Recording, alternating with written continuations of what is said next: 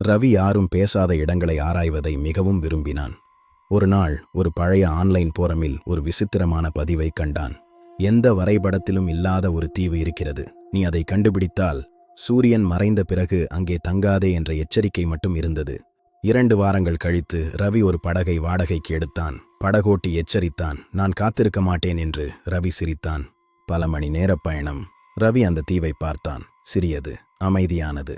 பறவைகள் கூட இல்லை, எந்த சத்தமும் இல்லை. அவன் உள்ளே நடக்க ஆரம்பித்தான். அங்கே ஒரு பழைய மர வீடு இருந்தது. கதவு திறந்திருந்தது. உள்ளே புதிய காலடிச் சுவடுகள் இருந்தன.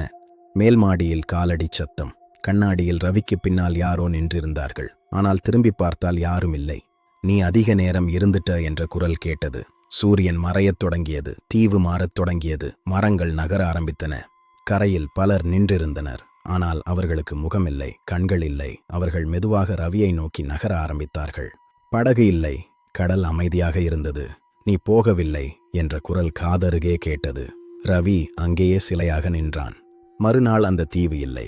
ஆனால் ரவியின் கேமரா கிடைத்தது. அதில் ரவி இமைக்காமல் கடலை பார்த்து கொண்டிருந்தான். ஆன்லைனில் மீண்டும் ஒரு பதிவு வந்தது.